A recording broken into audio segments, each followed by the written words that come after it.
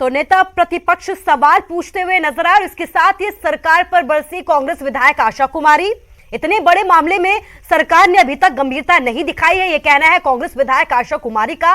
सलाखों के पीछे अभी तक सभी आरोपियों को नहीं पहुंचाया गया है। यही वजह है कि इतने धड़ल्ले से इस पेपर लीक मामले को अंजाम दे दिया गया। सीबीआई जांच की बात जरूर कही गई, लेकिन जरूरी कदम नहीं उठाए गए। आपको बता दें कि सीएम की तरफ से इस मामले में सीबीआई जांच की सिफारिश की गई है और अब विपक्ष ये आरोप लगा रहा है कि सीएम ने जरूर सीबीआई जांच की सिफारिश की हो, लेकिन अभी तक कोई भी जरूरी कदम जो है वो नहीं उठाए गए हैं। तो पेपर लीक मामले में हिमाचल में सियासी घमासान लगातार जारी है। विपक्षी दलों की तरफ से लगातार सवाल उठाए जा रहे हैं। एक तरफ नेता प्रतिपक्ष ने सरकार पर सवाल उठाया, एसआईटी की जांच पर सवाल उठाया, सिटिंग जज से जांच की बात की है, तो वहीं दूसरी तरफ कांग्रेस विधायक आशा कुमारी भी सरकार पर यहां पर जमकर बरसी।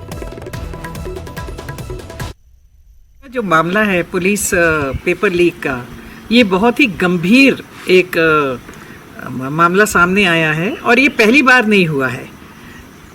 हिमाचल प्रदेश में पेपर लीक होना इस सरकार के बनने के बाद एक आम घटना हो गई है। इससे पहले भी पुलिस का पेपर लीक हुआ था और भी जो कुछ पेपर्स हैं वो लीक हुए थे। मगर जहाँ तक ये अभी जो पेपर लीक हुआ है इसकी अगर हम बात करें तो ये बहुत बड़ी एक कॉन्स्पिरेसी ऐसा लगता है कि षड्यंत्र के रूप में इसमें देखा जा सकता है। जो पुलिस जिसके ऊपर आम व्यक्ति को, आम जनता को, आम नागरिक को विश्वास है कि हमारी सुरक्षा के लिए पुलिस लगाई जाए या हमारे कोई भी कहीं सामान रखा होता है, कुछ भी रखा होता है, वहाँ पुलिस लगाई जाए, उसी पुलिस का अपना पेपर लीक हो जाए, ये बात जो है ये समझ से परे है। पहले एसआईटी का गठन किया गया, एसआईटी इसकी ऐसा सरकार ने कहा इसकी जांच करेगी। एसआईटी के हाथ अभी तक कुछ नहीं लगा, ये कैसी जांच है? पीएम के शिमला दौरे पर कांग्रेस लगातार सवाल उठाती हुई नजर आ रही है। कांग्रेस नेताओं ने एक बार फिर से दोहराया कि पीएम भले ही जीरो टॉलरेंस की बात करते हो, लेकिन पीपीई किट घोटाला, छात्रवृत्ति घोटाला, पुलिस भर्ती घोटाला मामले में पीएम ने जयराम सरकार से जवाब तलब नहीं किया। कर्जदार हिमाचल को लेकर भी पीएम कुछ भी कहते हुए यहां पर नजर नहीं आए। लोगों को इस बार पीएम के दौरे से बहुत कुछ उम्मीदें थी, लेकिन कांग्रेस के नेताओं की तरफ से कहा गया कि लोगों की उम्मीदें पूरी नहीं हो पाई। उससे एक आशा थी कि माननीय मोदी जी हिमाचल प्रदेश को बहुत कुछ देके जाएंगे, लेकिन निराशा ही हाथ लगी। मैंने मीडिया में पढ़ा, उनका भाषण सुना, उन्होंने एक बात और कही कि मैं भ्रष्टाचार के लिए जीरो टॉलरेंस की नीति अपनाऊंगा। हमें आशा थी कि नरेंद्र मोदी जी हिमाचल प्रदेश में हुए पीपीई किट घोटाले के बारे में पूछते जयराम सरकार से कि उसका क्या हुआ। हिमाचल में हुए बेबी केयर किट घोटाले के बारे में जयराम सरकार जी से पूछते उसमें क्या हुआ। हिमाचल में छात्रवृत्ति घोटाले के बारे में जयराम सरकार से पूछते क्या हुआ। नरेंद्र मोदी हिमाचल में आए थे और अपने 8 वर्ष के कार्यकाल का जश्न मना रहे थे शिमला में।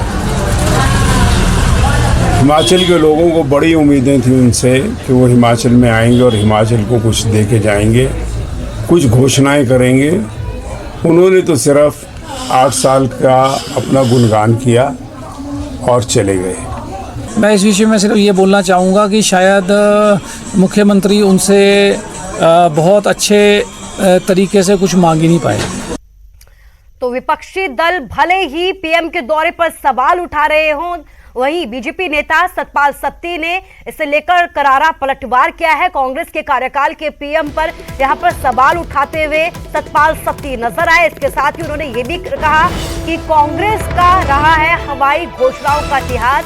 कांग्रेस के समय में हवाई घोषणाएं होती थी। नेता प्रतिपक्ष मुकेश अग्निहोत्री से भी सतपाल सत्ती ने सवाल पूछे हैं कि आखिर किसने छीना हिमाचल प्रदेश के औद्योगिक पैकेज को, किसने स्पेशल स्टेट का दर्जा छीना। तो ये सवाल पूछते हुए नजर आए बीजेपी नेता सतपाल सत्ती। आप देख सकते हैं कि एक के बाद एक ताबड़तोड़ हमले पीएम के जो शिमला दौरे है उस पर विपक्षी दलों की तरफ से किए जा रहे हैं और इसी हमलों का बीजेपी नेता सतपाल सत्ती ने पलटवार किया है। उनकी तरफ से यह कहा गया है कि कांग्रेस के कार्यकाल के दौरान ही हमेशा हवाई घोषणाएं रहती थी, हवाई घोषणाएं की जाती थी, हवाई घोषणाओं का इतिहास रहता था।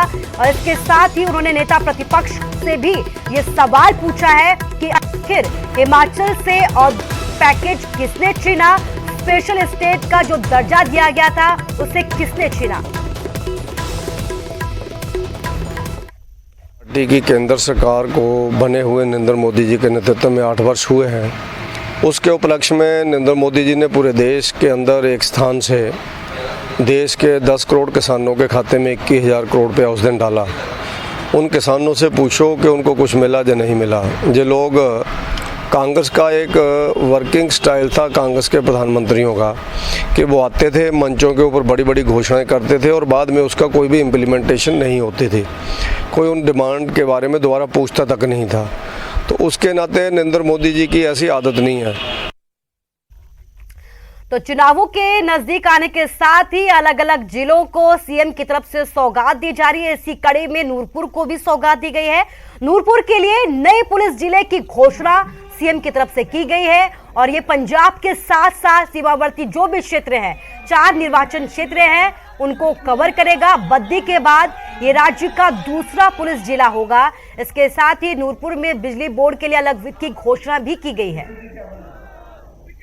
आज मैं इस बात से सहमत हूं कि आपके इस इलाके में, नूरपुर के इलाका जो पंजाब के साथ लगता है की परिस्थितियों में से गुजर रहा है।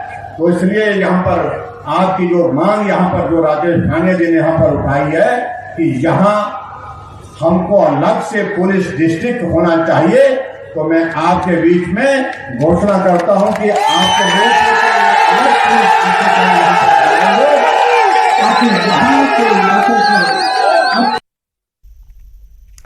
खबर बिलासपुर से है। बिलासपुर के प्राथमिक स्कूलों में शिक्षकों के लगभग 240 पद खाली पड़े हैं। कई स्कूल ऐसे हैं जहां पर एक अध्यापक के सहारे पूरा स्कूल चलाया जा रहा है।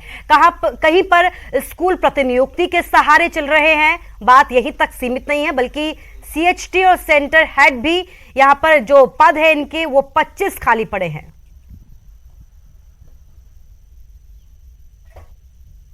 ये हम प्रेरित करेंगे ताकि आने वाले बच्चों को भविष्य के साथ किसी प्रकार का कोई इनजस्टिस ना।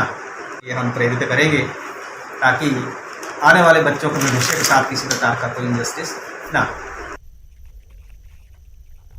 और खबरों के बीच यहाँ रुकेंगे एक छोटे से ब्रेक के लिए।